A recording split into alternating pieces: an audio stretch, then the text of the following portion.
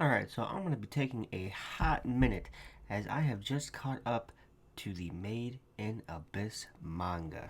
It is an absolute banger for starters, and I have fallen prey to the character that is Bondrewd. Now, I know I said the word fallen prey, yes, and what I mean is that Bondrewd is a predator and has literally taken all of my reason to live as well as any hopes or dreams that I may possibly have in the future. The man, the myth, the novel, the Lord of Dawn, the group of consciousness, the umber hands, the idea, the more than life, it frickin' self, the supreme being, Bone Druid, God. Basically, Bone Druid is God, I guess, and that pretty much sums it all up for you and simplifies it in a way that's easy for you to understand. This man and his absolute obsession of science, his obsession with discovering everything he can about the abyss, the research conducted in the Ido front with multiple different children trying to ward off the curse of the abyss, creating cartridges from living children, having everything stripped away until it's literally just brainstem, basically, all vacuum sealed and packed away right for the curse's consumption, rather than it be Bone Druid getting the curse. So let's take a second to talk about these cartridges. These cartridges are alive minds with nothing to do but writhe in pain and wait for their inevitable death. The man isn't lacking intelligence, I will tell you that much. I would just like to touch on the whole experimenting on children part because it's kind of important. So, what happens is he takes these children from overseas who have a yearning towards the abyss. They just want to go and discover it, It's something they want to do. They're led to believe they can be delvers, and they're starting at the fifth layer.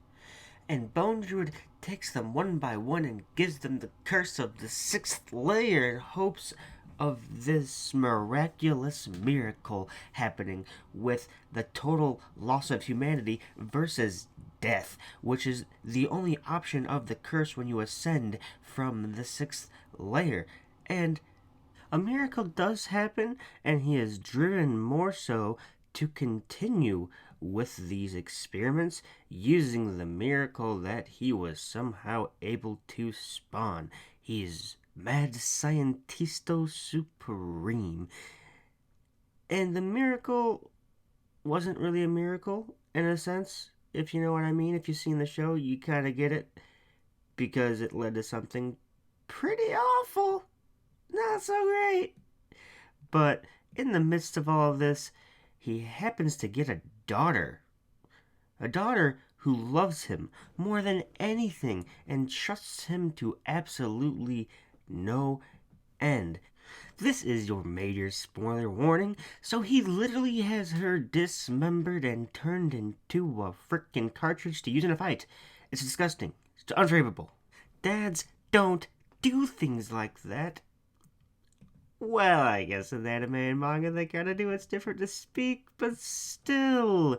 The only reason I guess I could reason with this man for the things he's done is that it leads to Riku being saved by Nanachi.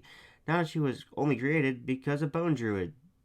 So man, he does a single okay thing, I guess. It's not even really okay because he literally ends up traumatizing Nanachi and dehumanizing Mitty. I guess it's time to move on to some cool shees, guys. This man's fighting prowess and artifact collection is nuts. With all the artifacts that he has obtained, whether it be illegal or legal, you consider him an avid collector. I suppose morality doesn't really matter at all with him, in all honesty. Let's be serious here. To name a few really quick, we have Ascending to the Morning Star, aka Gangway as its auction name is, with the ability to release a band of light at the target selected that is emitted from his mask. We also have Curse Needle, aka Shaker, in the auction house, which shoots darts that are made from another artifact, the Curse Steel. It's a 2-for-1, guys. The Curse Steel induces the curse on whatever it touches. It's nuts. I would not want to fight this man. He's definitely not a man to be trifled with, as many characters of this series learn rather quickly.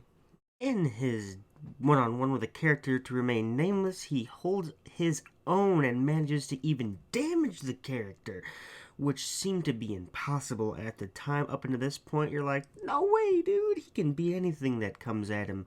But no, not the man Bondrewd, not the myth, the legend. But not to ride him so hard, let's move on to, even if you do manage to kill him, the Zoaholic, aka the slave machine, which lets him transfer his soul into another being.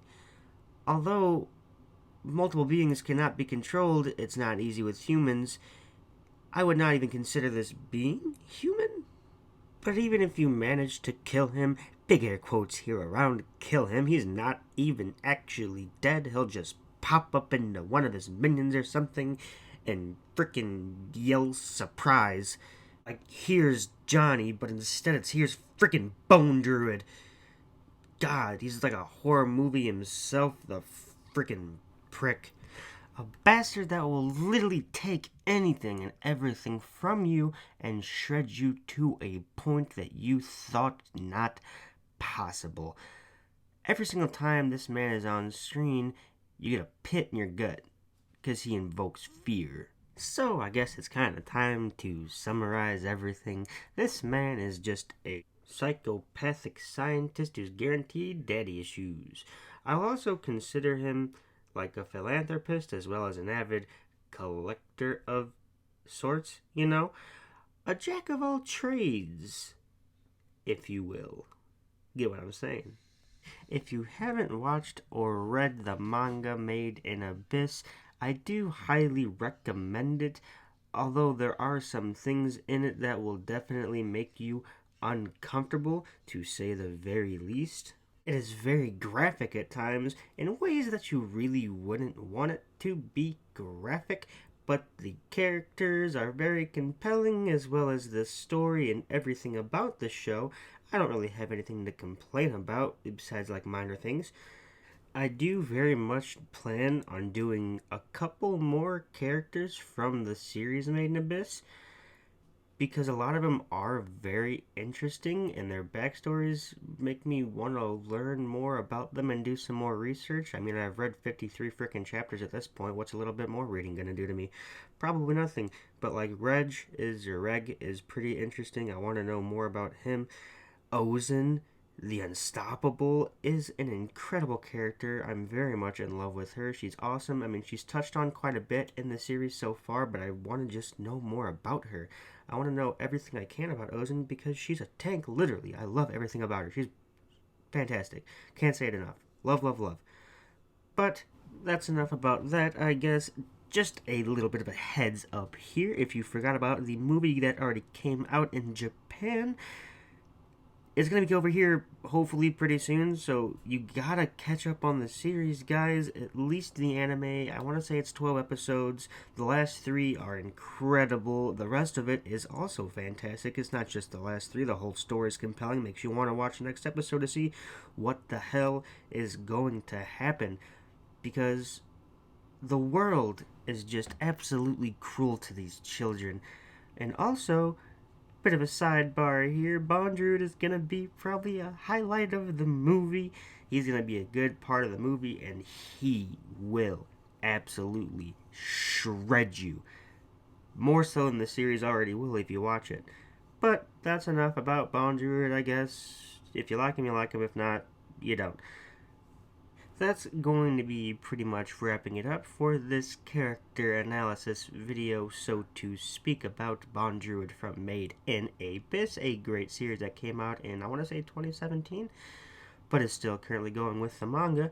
If you enjoyed the video, be sure to leave a like down there. If you want to stay tuned for more of the other videos, make sure to hit that subscribe button as well as the notification bell, as it will alert you when the new videos come out. Also, side note, I have a new creator on my channel who is going to be doing some other character reviews that I'm very excited about, as well as you guys should be too.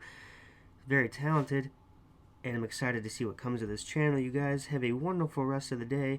I've been Crypto Anime.